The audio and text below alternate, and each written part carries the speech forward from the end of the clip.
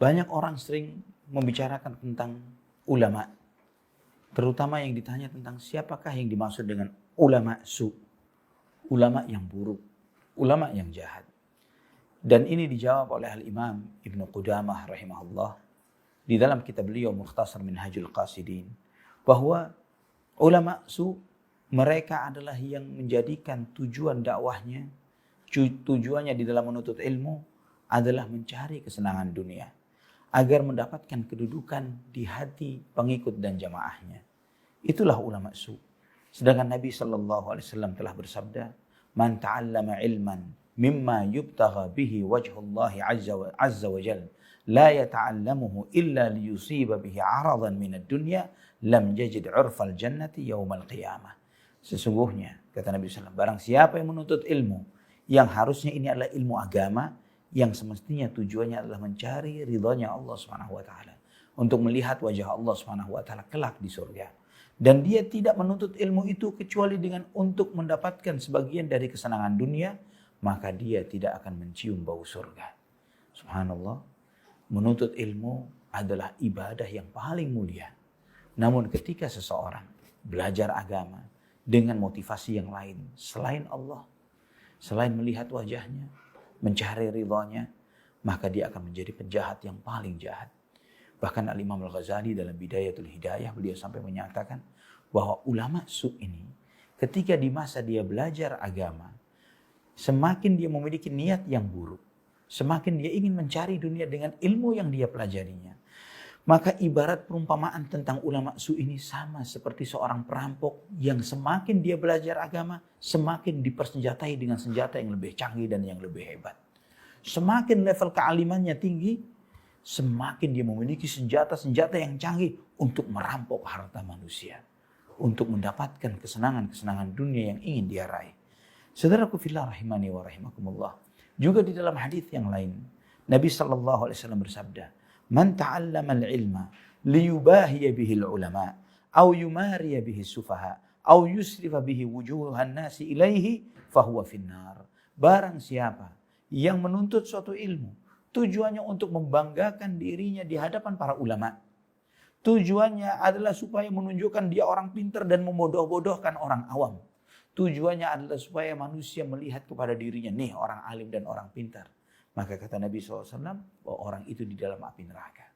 Saudaraku fillah rahimani wa rahimakumullah, Allah subhanahu wa ta'ala tidak menerima satu niat apapun untuk menuntut ilmu kecuali niat karena Allah subhanahu wa ta'ala. Niat yang lain tertolak. Ini di antara hal yang paling mendasar dari siapakah ulama su dan bukan ulama su. Apa motivasi dakwahnya? Karena apa dan karena siapa? Jika dia ridha karena Allah di dalam menuntut ilmu dan beragama, maka akan terlihat dari bagaimana dia beragama. Bagaimana seorang yang ikhlas dalam beragama, yang melakukan beragamanya karena Allah? Pertama, motivasi utamanya adalah ikhlas karena Allah. Kedua, mengikuti Rasulullah SAW. Dia tahu bahwa kebenaran satu-satunya adalah yang datangnya dari Allah Subhanahu wa taala dan Rasulullah SAW sebagaimana diajarkan oleh para sahabat radhiyallahu anhum ajma'in. Itulah agama yang benar. Maka dia tidak akan mengajak manusia kepada organisasi A, B, C, mazhab ini, manhaj ini dan itu. Tidak mengajak kepada warna-warni yang beragam di dalam beragama. Namun mereka mengajak manusia, bahkan bukan pula untuk mengajak cintai diriku gurumu, cintai ustadzmu dan yang lain sebagainya, bukan ke arah sana. Tapi sembahlah Allah dengan benar. Ikutilah Rasulullah SAW dengan benar. Itu di antara ciri ulama yang hak, ulama alim rabbani yang mengajak kepada manusia untuk masuk ke dalam agamanya Allah dan ridhonya Allah Subhanahu wa taala.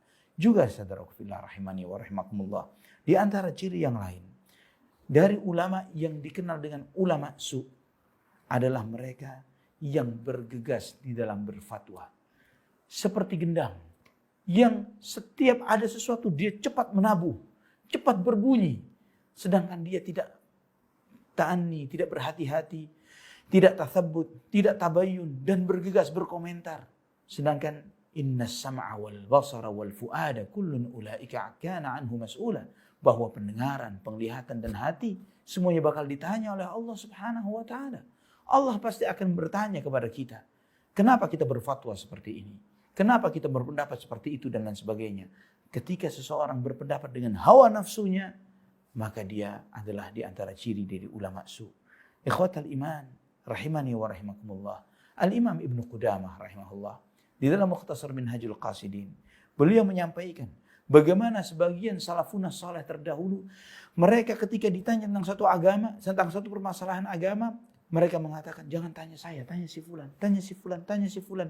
Sampai kembali kepada yang pertama yang ditanya. Sampai Abdurrahman bin Abu Layla rahimahullah, beliau sampai mengatakan, di masjid ini saya bertemu dengan 120 orang sahabat Rasulullah SAW. Siapa? 120 orang sahabat Rasulullah SAW. Setiap mereka ditanya tentang sesuatu yang lain, tentang suatu fatwa, ya, mereka menunjuk kepada yang lain. Tanya si fulan, tanya si fulan, tanya si fulan. Mereka berharap bukan dirinya yang menjawab, tapi mengharap saudaranya sesama sahabat Rasulullah SAW sampai kembali kepada diri mereka sendiri, kepada orang yang pertama. Dan ikhwatal iman. Kemudian Abdurrahman bin Abi Layla mengatakan, namun apa yang terjadi saat ini? Berapa banyak orang yang mengaku dirinya berilmu. Dengan gampangnya dia menjawab pertanyaan-pertanyaan, permasalahan-permasalahan besar.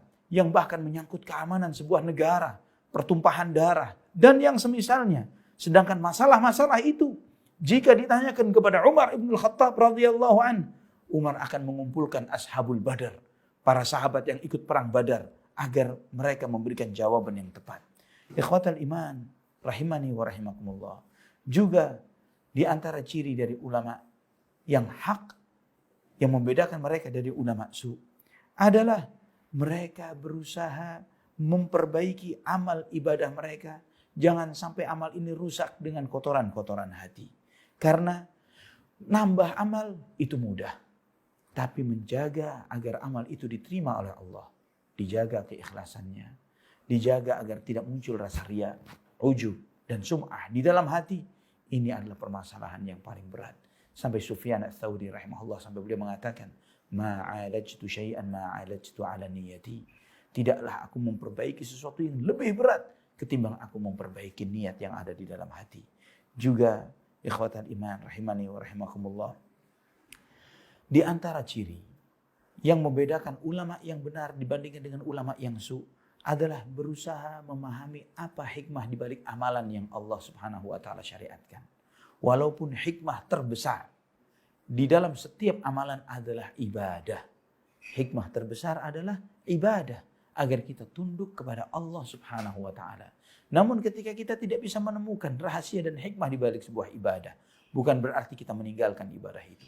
Kita tetap beribadah, tetap kita berjalan, tetap kita melakukannya dengan penuh keyakinan bahwa aku lakukan ini adalah sebagai bentuk penghambaan diriku kepada Allah Subhanahu wa taala Rabbul alamin. Wallahu taala a'la wa a'lam bissawab.